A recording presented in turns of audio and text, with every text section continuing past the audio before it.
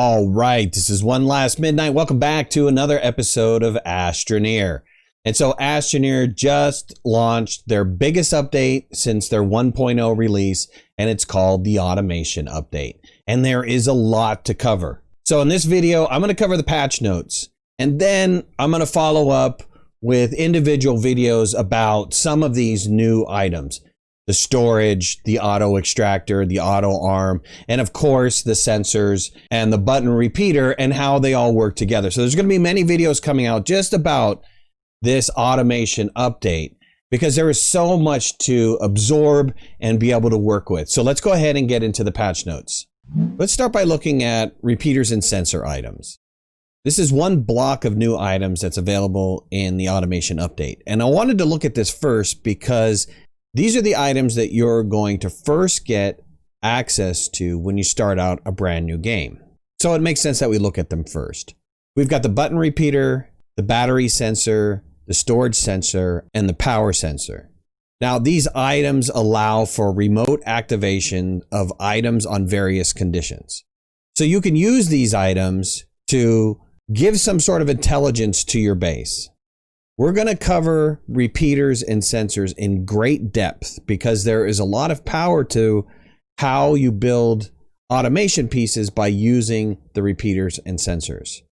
The total number of bytes is 2,300 bytes, and you can see by the resources, these are things you're going to have access to within the first maybe half an hour of the game. And so these are probably the first couple of items you're going to make if you're starting a brand new game and you want to do automation. The second group of items that was introduced into the automation update are called automation items.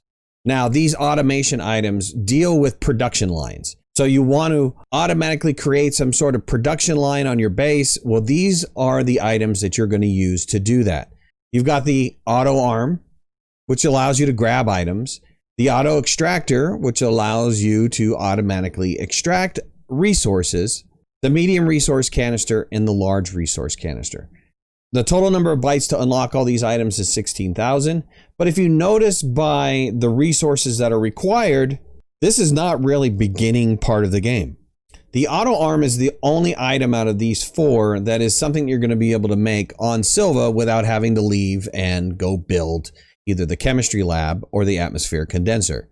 The other three items, which are significantly more powerful, require you to have that either chemistry lab or the atmospheric condenser to be able to make the final resources to build these items.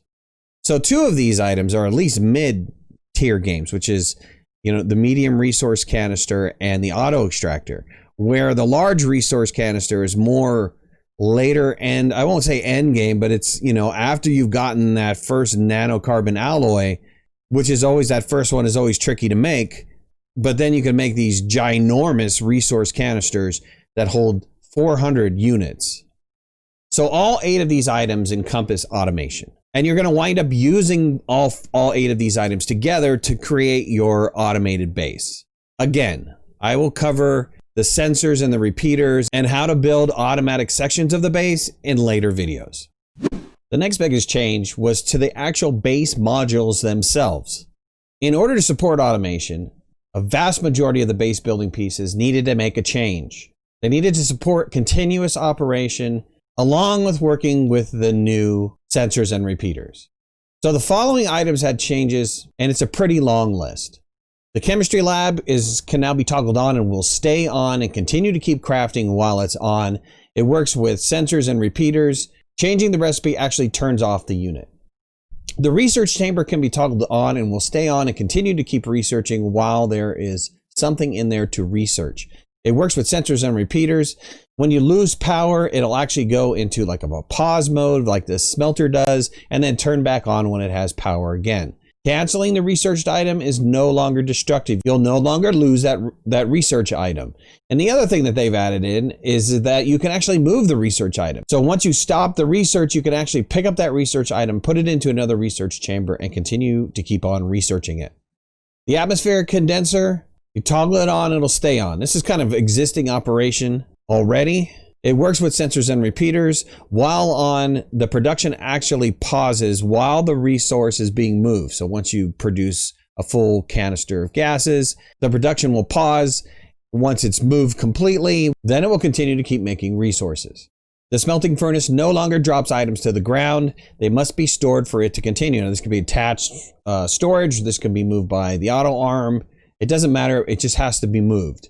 It will pause until the output is cleared. And it also works with sensors and repeaters. The soil centrifuge now works with sensors and repeaters. The EXO request platform and the EXO trade platform also works with sensors and repeaters. The printers work with sensors and repeaters. And the shredder will no longer drop items to the ground. It's very similar to the smelting furnace in that way, and it will pause until the output is cleared. So again, a lot of big changes to the base building pieces was absolutely necessary to have in order to help facilitate automation. Catalog, recipe, and byte changes. There's been some huge changes in this area as well. All the pages of the research catalog have been adjusted to better organize their contents inside. And several of the items have moved to completely different pages. Power extenders are now on the small printer. The large hoop, platform A, B, and landing pad have all now moved to the large printer. Along with some moving of items inside of the research catalog, there's also changes to the recipes. And a lot of them. And if you look through this list, you'll notice that a lot of these recipes now are including zinc, ceramic, iron, quartz, items that weren't necessarily used that much in the previous recipes. And so that's great. They're diversifying the recipes. They're changing it so that, as we're using the auto extractor and we're getting large amounts of core or basic resources, we're able to use them in some of these basic structures. There's not only recipe changes, but there are also byte cost changes and another significant list of byte cost changes. Luckily on the list, all of them are reductions. So clearly they felt that some of these items were too expensive, and maybe that was the reason why people were not using them. I'm not entirely sure. But now the bytes are more aligned to some of the other existing recipes. The automation update will also have a limited time event. It's called the EXO Automated Mass Production Protocol. EXO Dynamics is proud to provide new and improved automation modules that will revolutionize your resource management. Astroneers are asked to provide large amounts of resource nuggets to share, with unique cosmetic and helpful items provided for their efforts.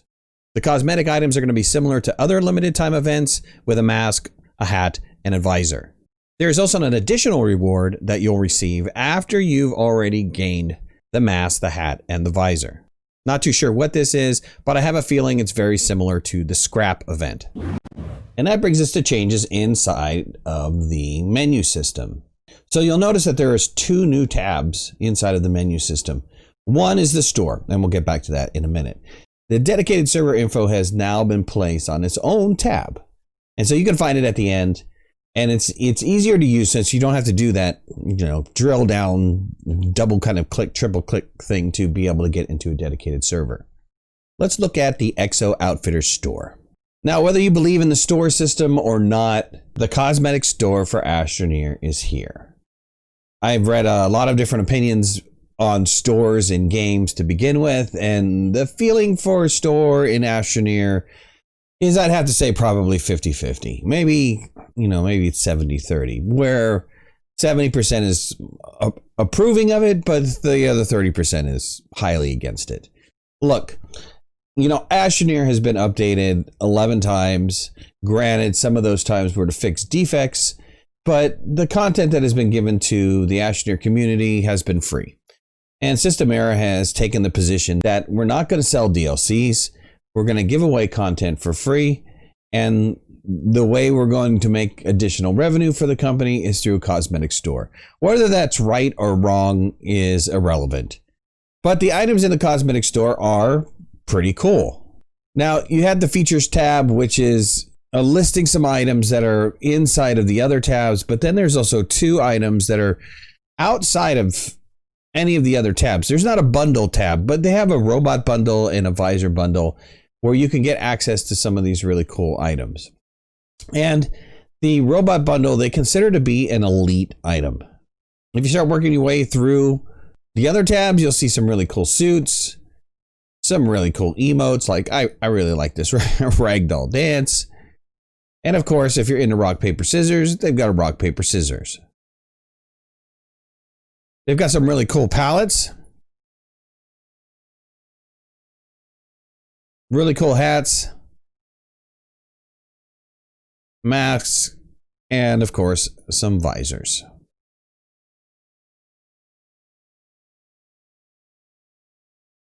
So Astroneer introduced a new currency called qubits, and you can purchase qubits that you can then turn around and buy items within the store with qubits. And if you notice, looking at the smallest one, 500 qubits for essentially $5. So 1 qubit is worth a penny. Making that quick math, this little fuchsia is $1, $2.50, and so on. There is some discounting that's happening as you purchase more qubits, like on this $24.99 level, where I'm purchasing 2,500 qubits, but getting 500 bonus, which is essentially a $5 discount on qubits. So how much? I mean, how much is everything in the store? Well, I did a quick calculation. I wound up taking down the numbers, and you know, it looks like currently to purchase everything, you're going to need 19,550 qubits, which comes out to, if you buy it at the $24.99 rate and get that 500 free, you're looking at a total of $174.93. There and abouts. I mean, my math might be off because we don't do maths here. Now, that's a lot of money. And so some people are feeling that is kind of high price. I think that is also probably 50% more than where it needs to be. But, you know, I don't know. There are some things in here that I like. So don't get me wrong, because there are items in the store that I absolutely would purchase and will be purchasing. So it's up to you one way or another. You don't have to buy anything from the store. You can still get visors and suits and masks and stuff like that through limited time events. That is not something that's going away. So there's still that available to us. And finally, that brings us to defect fixes. Now, there's been a lot of defect fixes, and I don't think I'm going to sit here and read them all. But there's defect fixes in the base building piece, in the modules, and there's a good portion of them. So if you want to sit down and read all of these, you know, I'll have them posted here. You could stop the video. Dedicated servers also got some fixes as well. Not necessarily the ones that I wanted to have done, like the whitelist issue is a big problem for us on a server since we're running a whitelisted server. But those are coming maybe in the next update, I hope, and we'll get those problems resolved. There's also some LTE fixes and some general miscellaneous fixes, as well as some limited performance fixes. So that's it. I hope you guys enjoyed this video. There's a lot more videos to come about the automation. We'll be going through the sensors and the repeaters and putting together some really cool buildings and showing you guys how to put together some really cool automated buildings. So if you haven't already, hit that like button. If you're not a subscriber, please subscribe. We got a great community of people here. If you'd like to follow me on any of my social media, you can find the links in the description below, and make sure to hit that notification bell. That way you know when I go live and when I post new videos. Talk to you guys soon. Thanks a lot. Bye-bye.